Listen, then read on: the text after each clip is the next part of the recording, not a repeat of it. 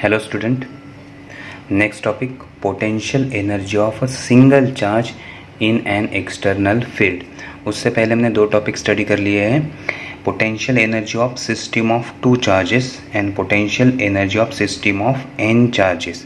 इन दोनों में क्या होता था, जब हम पहला चार्ज लेके आते थे तो उस चार्ज का पोटेंशियल या इलेक्ट्रिक फील्ड बनता था और उसमें हम दूसरा चार्ज लेके आते थे और देन पहला चार्ज दूसरे चार्ज के ऊपर फोर्स अप्लाई करता था और हम वर्क डन फाइंड आउट करते हैं. इस केस में क्या है, ऑलरेडी हमारे पास इलेक्ट्रिक फील्ड है, एक्सटर्नल इलेक्ट्रिक फील्ड है, उसमें हम चार्ज लेके जा रहे हैं. अब वो एक्सटर्नल इलेक्ट्रिक फील्ड इस एक्सटर्नल इलेक्ट्रिक फील्ड उसके ऊपर कितना फोर्स अप्लाई करेगा और उसके अगेंस्ट हमें कितना वर्क डन करना है, that work done store in the form of potential energy, ये हमें फाइंड आउट करना है. मीन्स ऑलरेडी हमारे पास एक्सटर्नल फील्ड है, उसमें हम चार्ज लेके जाएंगे तो एक्सटर्नल फील्ड अपोज करेगा. अगर अपोज कर रहा है तो वहाँ तक लेके जाने के लिए कितना वर्क डन करना है, अब वो हमें कैलकुलेट करना है. तो पहले हम सिर्फ सिंगल चार्ज लेके जा रहे हैं. क्या लेके जा रहे हैं? सिर्फ सिंगल चार्ज. तो potential energy of a single charge in a external field. अब एक्सटर्नल फील्ड कैसा है, कहाँ से आ रहा है? नाउ एक्सटर्नल फील्ड और the source of external field could be known, unknown और अनस्पेसिफाइड. अब जो भी हम सोर्स ले रहे हैं हमें पता है कहाँ से हम डेवलप कर रहे हैं उसे, या फिर हमें पता नहीं है या अनस्पेसिफाइड है, उसका कुछ लेना देना नहीं है. लेकिन एक्सटर्नल सोर्स है या एक्सटर्नल इलेक्ट्रिक फील्ड है, कहाँ से आ रही है उसका लेना देना नहीं है. सिर्फ उस इलेक्ट्रिक फील्ड के बारे में हमें दो पॉइंट पता है. First point, E electric field due to external source. Electric field कितना है उस एक्सटर्नल सोर्स का, और दूसरा electrostatic potential V due to external source. तो हमें पता कौन सी क्वांटिटी है, known quantity E and V. This two are known quantity. ये समझ में आ गया. नाउ अब इस फील्ड में अगर हम क्यू वेरी स्मॉल चार्ज को लेके आते हैं, टेस्ट चार्ज हमारा अगर क्यू को हम लेके आते हैं तो वो एक्सटर्नल फील्ड को अफेक्ट नहीं करेगा. मीन्स ऑलरेडी एक्सटर्नल फील्ड है, क्यू के वजह से और एक्सटर्नल फील्ड आ जाएगी या क्यू के वजह से और फील्ड डेवलप होगी, तो वो फील्ड ऐड करेगी या सब्सट्रैक्ट नहीं. जो एक्सटर्नल इलेक्ट्रिक फील्ड है वो एज इट इज़ रहेगी, क्यू के वजह से उसमें कोई भी इफेक्ट नहीं होगा.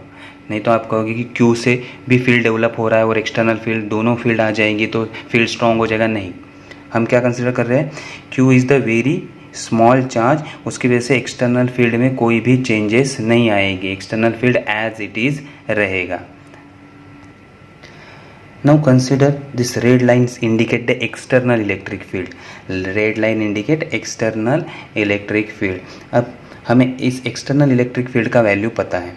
एक्सटर्नल इलेक्ट्रिक फील्ड का वैल्यू पॉइंट पे पॉइंट चेंज होता रहेगा, यहाँ अलग होगा, यहाँ अलग होगा, यहाँ अलग होगा, इस पॉइंट पे भी अलग होगा. और v का वैल्यू हमें पता है, v का वैल्यू भी डिस्टेंस के अकॉर्डिंग टू चेंज होता है. जैसे हम डिस्टेंस आगे आगे जाएंगे वैसे पोजीशन या पोटेंशियल का वैल्यू चेंज होता रहेगा.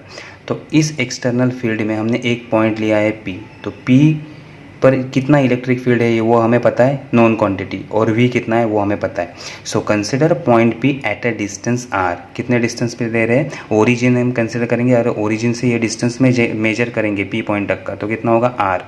So r is a position vector and Vr is the potential at point P.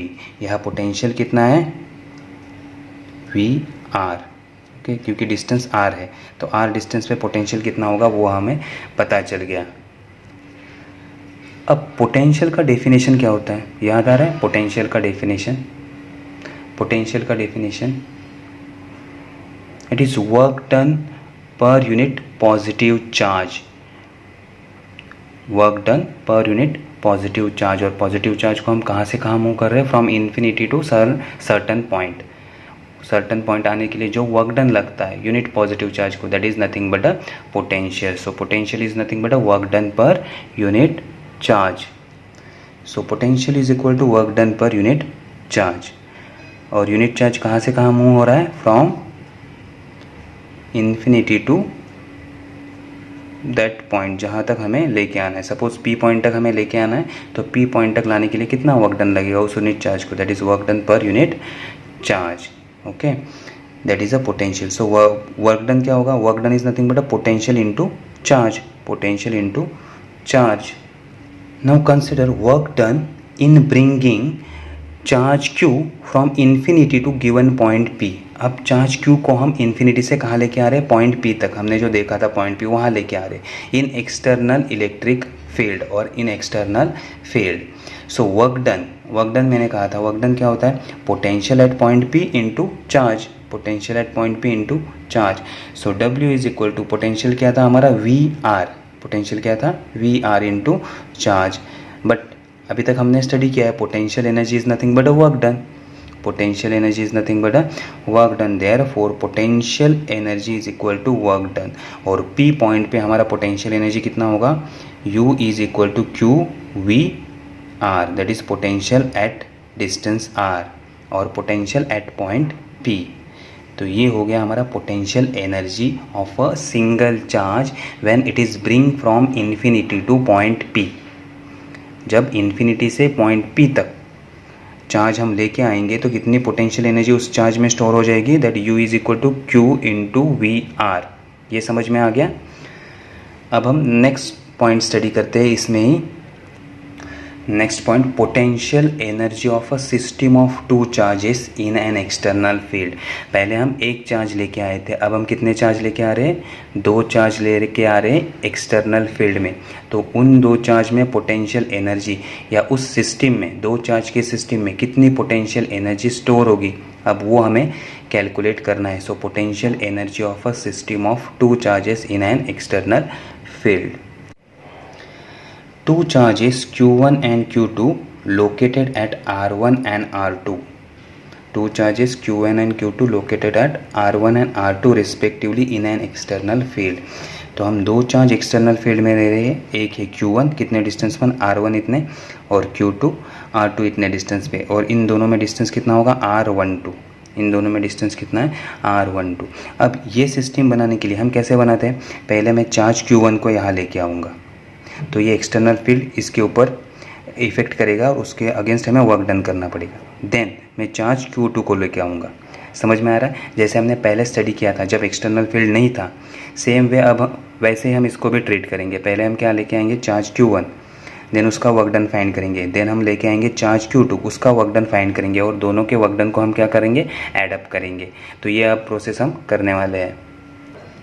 Now work done to bring charge Q1 from infinity to R1। अब सिर्फ चार्ज Q1 के बारे में study करना है, Q2 को छोड़ दो। अब हम चार्ज Q1 को इन्फिनिटी से लेके आ रहे हैं R1 इतने पोजीशन पे। कहाँ से लेके आ रहे हैं, इन्फिनिटी से R1 इतने पोजीशन पे Q2 को लेके आ गए। देन वर्क डन कितना होगा, अभी हमने फॉर्मूला स्टडी किया, work done is nothing but a potential into charge, work done is nothing but a potential into charge. लेकिन पोटेंशियल कहाँ होगा, R1 इतने पोजीशन पे, पोटेंशियल कहाँ का लेंगे हम, R1 पॉइंट की। So W1 is equal to Q1 into potential at point R1। This is work done against external electric field. ये वर्क डन किसके अगेंस्ट किया हमने, एक्सटर्नल इलेक्ट्रिक फील्ड के वजह से, क्योंकि यहाँ सिर्फ एक्सटर्नल इलेक्ट्रिक फील्ड ही था तो उसके अगेंस्ट हमने ये वर्क किया है, that work done against external electric field. तो ये हमारा हो गया फॉर्मूला 1। अब हम फाइंड करेंगे, अब हम लेके आएंगे चार्ज Q2। जब हम चार्ज Q2 को यहाँ लेके आएंगे तो एक्सटर्नल इलेक्ट्रिक फील्ड भी इसके ऊपर वर्क करेगा और चार्ज Q1 इसको अपोज करेगा। जब हम Q2 को लेके आएंगे इन्फिनिटी से R2 की तरफ तो एक्सटर्नल इलेक्ट्रिक फील्ड भी इसको क्या करेगा, अपोज करेगा, और ये Q1 भी इसको अपोज करेगा। तो जब हम वर्क करेंगे तो दो हमें फॉर्मूला मिलेंगे, एक तो एक्सटर्नल इलेक्ट्रिक फील्ड की वजह से और दूसरा चार्ज Q1 की वजह से। Now work done to bring charge Q2 from infinity to R2। अब हम चार्ज Q2 को लेके आ रहे हैं इन्फिनिटी टू R2 पोजीशन पे। So that work done is equal to work done against external electric field. जब चार्ज Q2 आ रहा है तो एक्सटर्नल इलेक्ट्रिक फील्ड अपोज करेगा, उसके अगेंस्ट हम वर्क कर रहे हैं, plus work done against the field due to Q1। अब हम जब चार्ज Q2 को यहाँ लेके आ रहे हैं तो Q1 भी उसको अपोज करेगा, तो उसके अगेंस्ट में मुझे वर्क डन करना पड़ेगा। तो यहाँ दो वर्क डन होंगे, work done against external field E plus work done against the field due to charge Q1।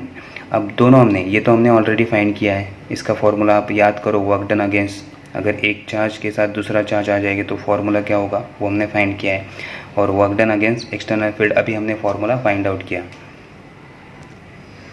So W2 is equal to work done against electric field is nothing but a potential into charge, potential into charge. तो potential क्या है VR2, क्योंकि हमारा position vector क्या था R2। So potential at point R2 into charge, charge हमारा क्या था Q2 प्लस, ये हमने स्टडी किया है अगर दो चार्ज है तो उसमें कितना पोटेंशियल होता है या वर्क डन कितना करते हो 1/4πε0 Q1 Q2 divided bye R12। यही हमारा पहला टॉपिक था a, potential energy of system of 2 point charges. So this is potential energy or work done of 2 point charges 1/4πε0 Q1 Q2 upon R12। ये हो गया हमारा equation second. Now the total work done of a system of 2 charges in external field, अगर external field में हम 2 charge लेके आएंगे तो टोटल वर्क डन कितना होगा W1 प्लस W2, जो हमने इक्वेशन 1 फाइंड आउट किया था, प्लस इक्वेशन 2। अगर इन दोनों का हम एडिशन करेंगे तो हमें क्या मिलेगा total work done of system. So अब हमारा वर्क डन क्या था first W1। Now work done W1 is equal to Q1 V R1, potential at point R1 into charge Q1 plus second work done क्या था potential at point R2 into charge Q2। ये हो गया because of external electric field. अब charge Q1 की वजह से Q2 पे जो वर्क डन हो रहा है that is Q1 Q2 divided by 4πε0 R12 that is distance between 2 charges from equation 1 and equation 2। अब हमें पता है हमने वर्क डन तो फाइंड आउट कर लिया सिस्टम का, that work done is equal to potential energy. तो पोटेंशियल एनर्जी का फॉर्मूला भी सेम होगा because work done is nothing but a potential energy.